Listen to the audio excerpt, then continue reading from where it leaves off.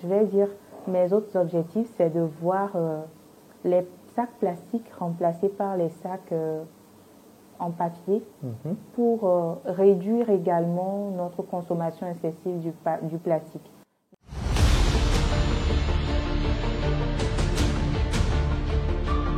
Bonjour, soyez les bienvenus sur notre chaîne. Si vous êtes nouveau, n'oubliez pas de vous abonner. Vous savez que sur notre chaîne, nous faisons la promotion de la culture, du savoir-faire ancestral et culturel. Aujourd'hui, nous recevons sur notre plateau une autre figure qui n'est pas habituellement ce que vous voyez. Nous allons parler d'écologie et de climat. Ce n'est pas une thématique que nous abordons très souvent, mais nous ne pouvons pas vivre sans en parler. Et il faut le dire, nombreux sont ces jeunes qui ne s'intéressent plus à ce qui se passe dans le monde entier au niveau climatique. Alors, lorsqu'on vit dans une société, pourquoi ne pas s'intéresser à notre climat? D'autant plus que ce climat, lorsqu'il est favorable, c'est pour les humains. Lorsqu'il est défavorable également, c'est pour nous. Nous allons vous présenter dans cette séquence une figure qui va nous parler de son activité, de son engagement et ses motivations et ses projets futurs. Bonsoir Amélie. Bonsoir. Comment tu vas? Je vais bien et toi? Ça va très bien. Et tu peux te présenter à nos téléspectateurs? D'accord. Bonsoir à tous. Je suis Keleou Essoninam Amélie. Je suis diplômée en linguistique, sciences du langage à l'Université de Lomé, mais je suis climate activiste. Donc, j'interviens dans le domaine du climat, généralement. Voilà. Oui, c'est bien que tu aies défini parce que je suis très nul en anglais. Qu'est-ce qui t'a poussé à t'engager dans ce militantisme climatique? Alors même que nous savons que beaucoup de jeunes ne s'intéressent pas. D'ailleurs, même les filles n'en parlons pas. Elles sont quasi absentes. Quelle a été ta motivation? Je vais dire que ça a commencé il y a bien longtemps, depuis que je suis gamine. Quand j'ai eu mes 10 ans, il y a eu une pluie en janvier. Donc, j'étais un peu choquée. Là, j'ai demandé à ma mère, mais est-ce qu'il pleut généralement en janvier? Elle m'a dit non, que en leur temps, il ne pleuvait pas en janvier et que c'est parce que les choses ont changé. Donc, je me suis posé la question, mais qu'est-ce qui a changé qu'il pleut en janvier et qu'en mars, généralement, quand il veut commencer par pleuvoir, les saisons ne s'annoncent pas. Donc, c'est de là que le déclic est passé et je vais dire qu'à partir de ce moment-là, j'ai commencé par être curieuse. J'entendais de gauche à droite, on parlait de changement climatique. C'est ça qui faisait que les saisons ne venaient pas au bon moment et qu'il y avait la sécheresse et tout. Donc, c'est ça qui m'a amené, qui m'a conduit dans ce domaine-là plus tard. Oui, mais comment? Certes, ça a été influencé par la présence de la maman à la maison chez toi. Oui, mais comment as-tu découvert, disons, les enjeux environnementaux et quelle a été ta première action en tant qu'activiste ou militante? D'accord. Là, je vais dire qu'au niveau des enjeux environnementaux, c'est en grandissant à la télévision, à travers les infos, on parlait de changement climatique et que aux infos, on disait généralement que le monde n'est plus comme avant et que si on ne fait rien d'ici quelques années, on aurait beaucoup de problèmes, comme par exemple la sécheresse par ici tantôt, ou bien l'avancée de la mer et tout ça. Moi, ça m'a interpellée parce que s'il y a tous ces problèmes-là, nous allons vivre comment? Donc, ça m'a interpellée. Je me suis dit qu'il fallait que je m'intéresse un peu plus à la question. Et pourquoi pas? S'il y a quelque chose à faire, pourquoi ne pas le faire? Donc, à partir de là, j'ai commencé par faire des petites recherches de gauche à droite, à demander aux professeurs et tout, à mes professeurs à l'université. Non, en ce moment, j'étais même au lycée. Donc, j'ai commencé par poser des questions tantôt. Et les questions j'ai eu assez de solutions, mais je vais dire entre griffes, c'était que des phrases. Donc, tantôt, il fallait qu'on protège notre environnement, il fallait qu'on plante les arbres, etc., etc. Tu le sais tout comme moi. On le dit souvent à l'école, en SEM, il faut planter les arbres le 1er juin, etc. Donc, c'était un peu ça le déclic. Mais je me suis dit qu'il fallait faire plus parce qu'on le faisait déjà, mais ça ne va pas. Donc, il fallait faire plus. Donc, là, j'ai fait encore des recherches et je me suis rendu compte qu'il y a eu la COP Donc, c'est une conférence qui a été instaurée par les Nations Unies pour discuter des enjeux climatiques.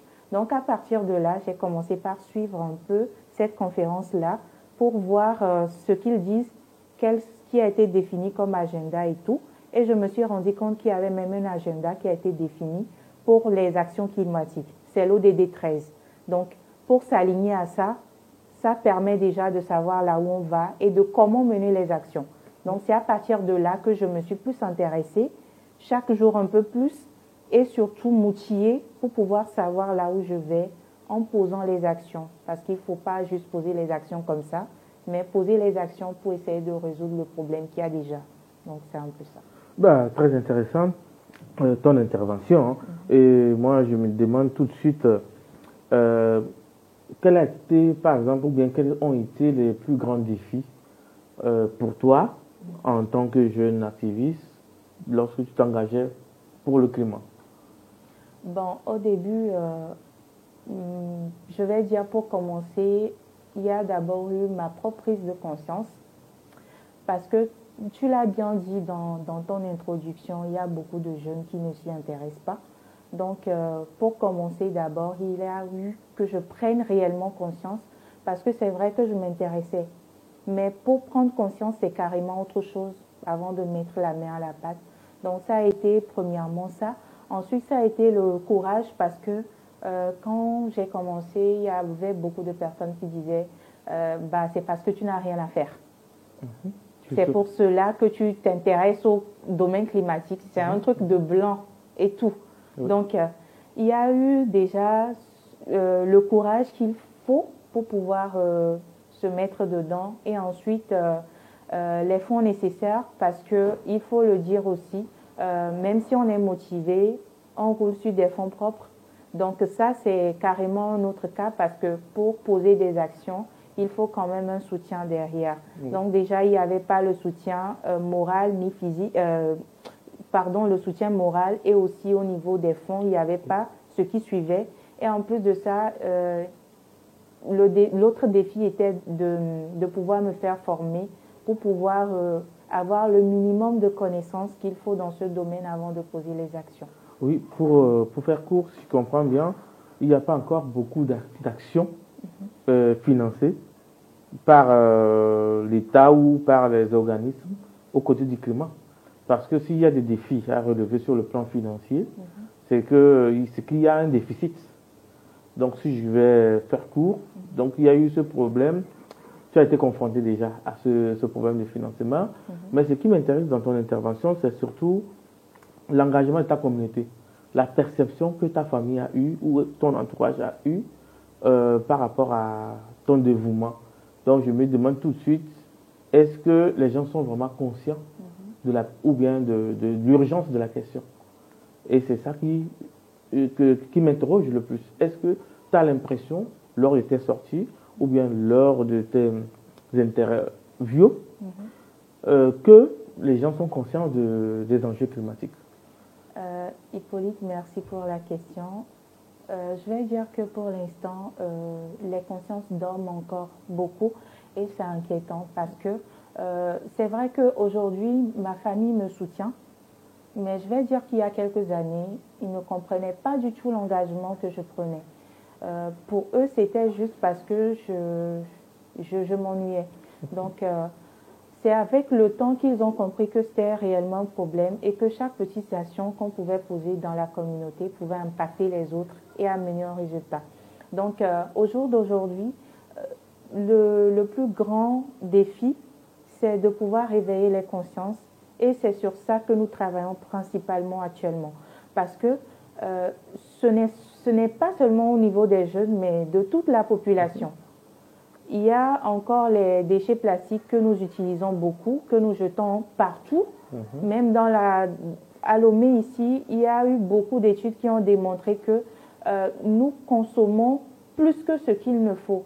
Et ce que nous consommons généralement, non seulement ce n'est pas nécessaire, mais nous polluons l'environnement inutilement. Donc il y a ce problème-là qui est déjà présent et la sensibilisation, ça ne va pas encore, c'est pas encore entré dans le quotidien de beaucoup de jeunes ici et ailleurs. déjà. Oui. Donc, à part ça, il y a aussi l'implication. Donc, pour l'instant, il n'y a pas encore assez d'implication, ni au niveau des établissements scolaires ou autres, parce qu'il faut aussi inculquer ça aux élèves, aux apprenants, dès le bas âge pour qu'on puisse suivre le mouvement. Mais il n'y a pas ça pour le moment non plus. Donc, je vais dire qu'il y a beaucoup de travail à faire sur le terrain. Déjà, l'éveil des consciences, qui est assez dur. Je vais dire, tu as aussi posé la question à propos du soutien. Je vais dire que c'est maintenant que les organismes internationaux commencent par regarder les jeunes qui prennent des actions. Parce que c'est vrai qu'eux, ils suivaient un agenda depuis longtemps. Il y a eu l'accord de Paris qui a été déjà instauré depuis 2015. Moi, j'ai cherché l'accord de Paris, j'ai lu parce que ça m'intéressait. Mais il y a beaucoup de jeunes qui ne suivent pas ce mouvement-là. Moi, ça m'intéressait pour pouvoir mener mes actions. Donc, j'ai lu et je suis le mouvement. Il y a les conférences qu'ils organisent tout le temps, mais la majorité, ce sont les experts qui se réunissent et il y a beaucoup de personnes, mais qui sont déjà dans le domaine climatique. Il n'y a pas assez de personnes lambda qui vont pour pouvoir s'intéresser ou suivre. Donc, ça également, c'est un vrai problème. Donc, déjà, c'est un défi. Donc, arriver à ce niveau-là, on ne peut pas dire qu'ils vont financer un truc déjà, ils ne voient pas l'engouement derrière. Donc, c'est maintenant qu'on va dire on va plutôt les appeler à pouvoir nous regarder et à nous soutenir. Donc, on va plus dire ça. Voilà. Bah, justement, c'est un appel qu'on lance aux partenaires, hein, bien voilà. sûr. Tu es femme, et pas besoin de le dire d'ailleurs, ça se voit. Est-ce que tu as été confrontée à des questions de genre dans ce mécanisme de militantisme activiste ou climatique? Des questions du genre, je l'ai dit au début, que les femmes se font rares. Oui. Donc, selon toi, cela est dû à quoi? Déjà, on va dire qu'il y a un vrai problème au niveau du genre. Bon, je suis confrontée à ça presque tous les jours. Il y a déjà un vrai problème au niveau de l'implication des femmes sur presque tous les scènes. Donc, et au niveau du climat, c'est encore plus rare.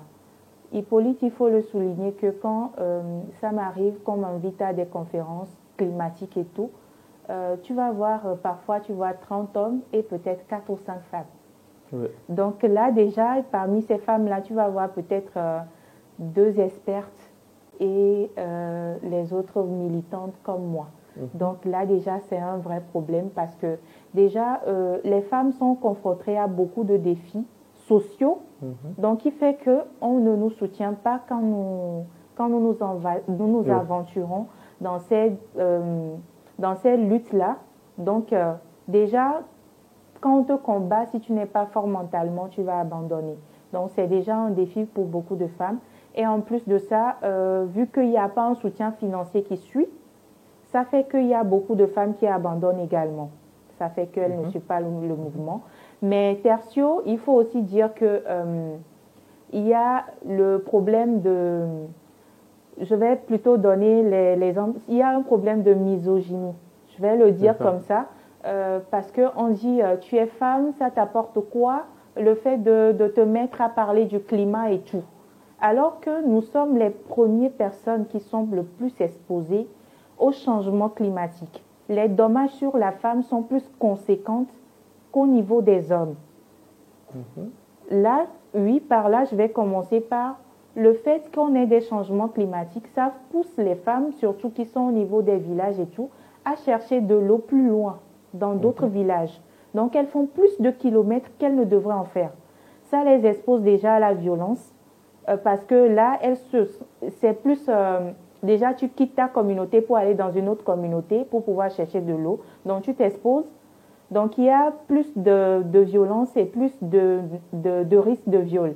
À part ça, il y a d'autres confrontations comme le fait des changements d'hormones. En plus de ça, nous sommes confrontés au fait de pouvoir utiliser les sachets plastiques journalièrement et les études ont montré que ça contient beaucoup de perturbateurs endocriniens. Donc, les premiers qui sont le plus touchées, ce sont les femmes. Donc, les personnes qui devraient le plus lutter même pour les changements climatiques, c'est nous. En plus de ça, nous sommes, disons, on dit souvent, éduquer une femme, c'est éduquer toute une nation.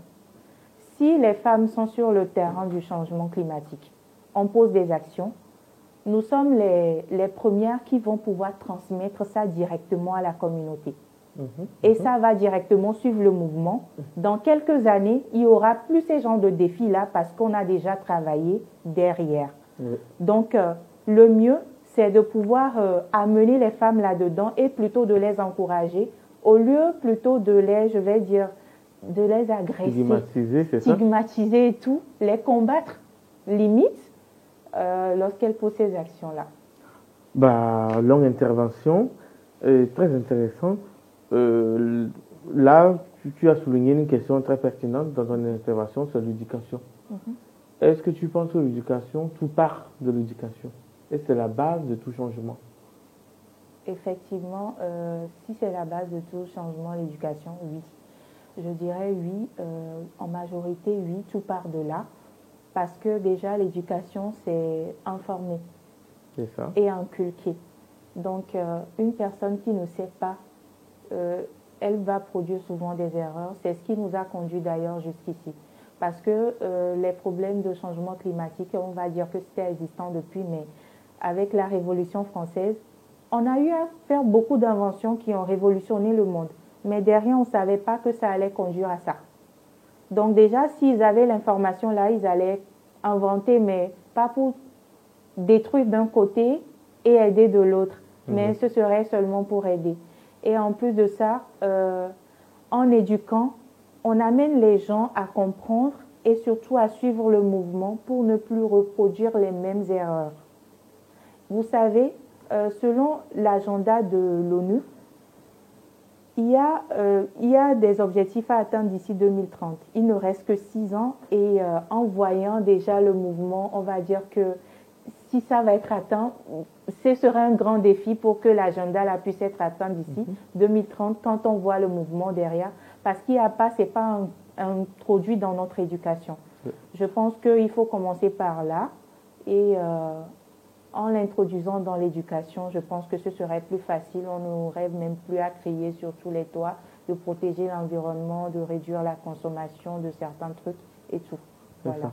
J'ai aussi saisi dans ta précédente intervention ton dévouement et ton cri de cœur par rapport à l'engagement des femmes pour le climat.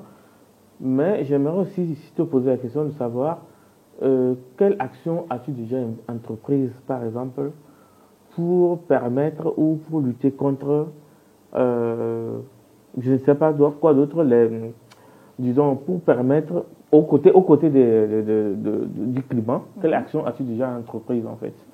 Une sensibilisation, une formation, j'en sais rien. Alors, dans le domaine climatique, je vais dire, moi, j'ai commencé depuis 2022 à poser de vraies actions. Parce que c'est là que j'ai eu le vrai déclic. Mais je vais dire, cette année, je suis plus motivée que les autres années précédentes. Parce que chaque jour, tu apprends un peu plus et tu comprends à quel point c'est grave. C'est comme quand tu apprends que tu as le cancer, mais tu te dis non, on peut résoudre ça parce qu'il y a certains cancers qu'on peut guérir.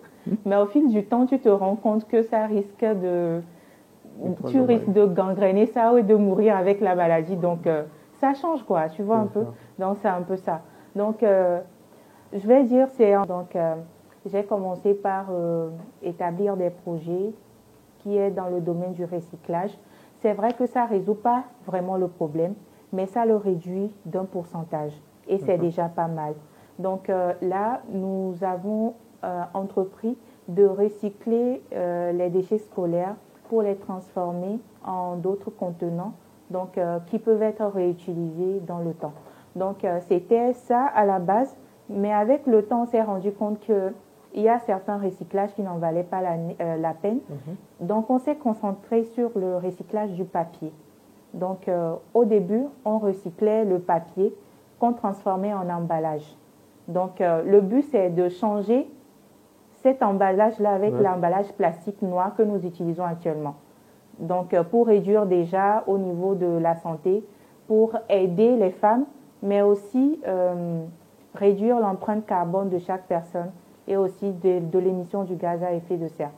À partir de là, on a commencé par fabriquer, par introduire ça, mais à partir de cette année, nous avons fait des recherches qui nous ont conduit à produire des emballages recyclés biodégradables, surtout avec des résidus agricoles.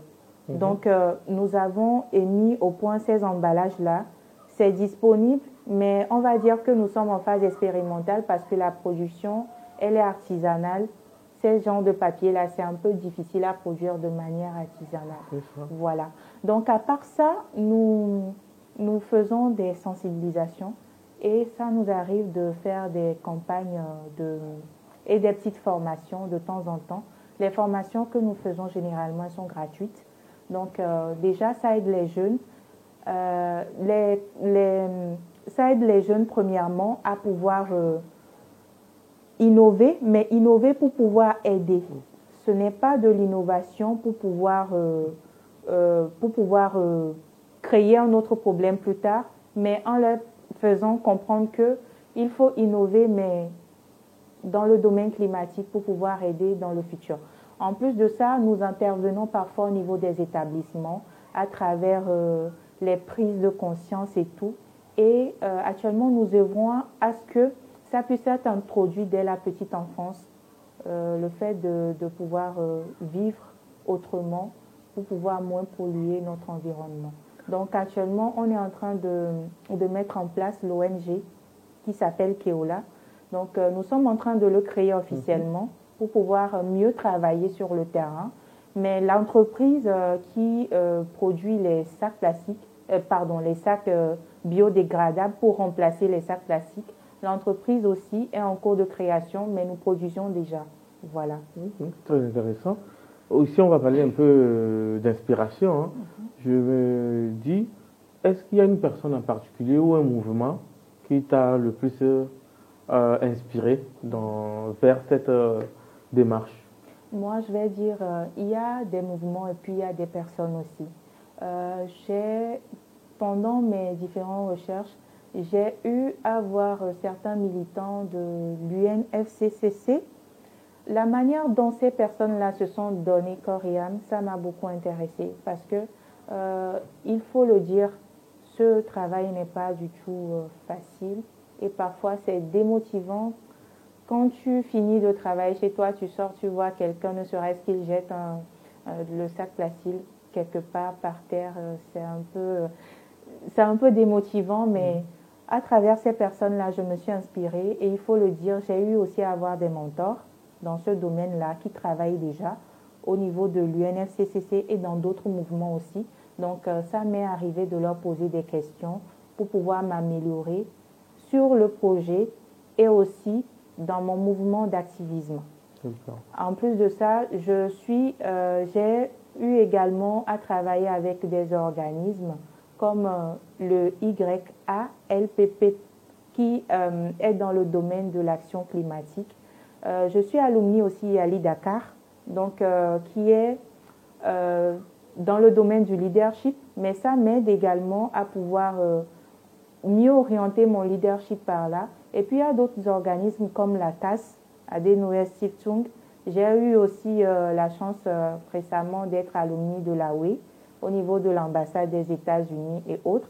Donc c'est un peu ça. Donc actuellement, j'aimerais également remercier. Il y a le WEP, qui est aussi dans le domaine climatique, qui sont au Nigeria, où actuellement on me mentorise pour mieux poser des actions dans le domaine climatique. Oui, justement, pour mieux poser des actions. Oui. Mais comment trouves-tu le soutien nécessaire pour avancer dans cette quête?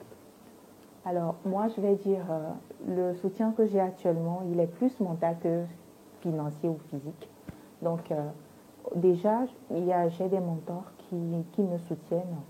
Parce que parfois, quand Financièrement, c'est ça? Non, j'arrive là.